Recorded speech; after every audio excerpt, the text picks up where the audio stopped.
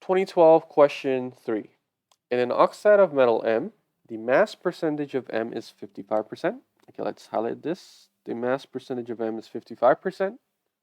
What is the chemical formula of this oxide? And you're given the relative atomic masses of O and M. So this is a very typical question of asking you to find the empirical formula. Now for finding the empirical formula, you should know that if you're given the percentage, then the best way is to convert it or change it into mass. And we really like to use, instead of, I don't suggest you to use 1 gram, 10 grams, but always use 100 grams so it's easier to do. Now, especially if this was a paper 1B question, so where you have the long questions there, you always need to write the statement, which is the let statement. So let's get into the habit, even though it's an MC question, get into the habit of writing it. So let there be, let's say, let there be 100 grams of the metal oxide. Okay, and then maybe let's say the metal M is in blue and O is in this pinkish color.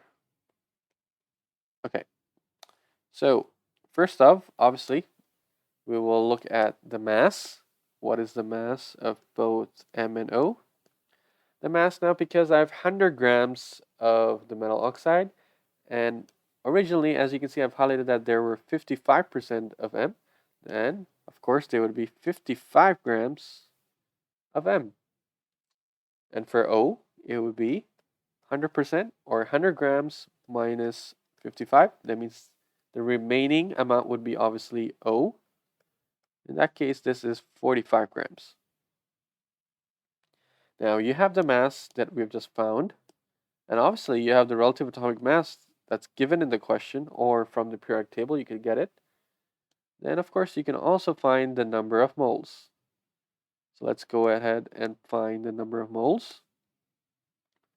Number of moles. Number of moles is equal to the mass over molar mass. So the mass of M is 55, and the relative atomic mass is 39.1. Maybe I'll write it on the side here. It's 55 divided by 39.1, and then you can take out your calculator, and if you calculate it, you'll get roughly 1.41. Do the same thing for oxygen. This is 45 grams. The mass is 45, divided by the relative atomic mass, which is 16. And this is roughly equal to 2.81. Okay, and this one is also roughly equal to 1.41. And after you found the number of moles, then obviously you'll find the simplest mole ratio, the simplest one. So let me go ahead and write it here. The simplest mole ratio, or you can just basically write mole ratio, that is also fine. And for the simplest mole ratio, we use the smaller number. Basically, we divide it with the smaller number. And here, obviously, the smaller number is 1.41. So you bring it down here. 1.41 divided by 1.41, that is obviously equal to 1. And here, this is 2.81 divided by the smaller number. The smaller number between the two is obviously 1.41, which is, this is roughly equal to 2. Now, obviously, now you have found the mole ratio, then you can write down the empirical formula for this.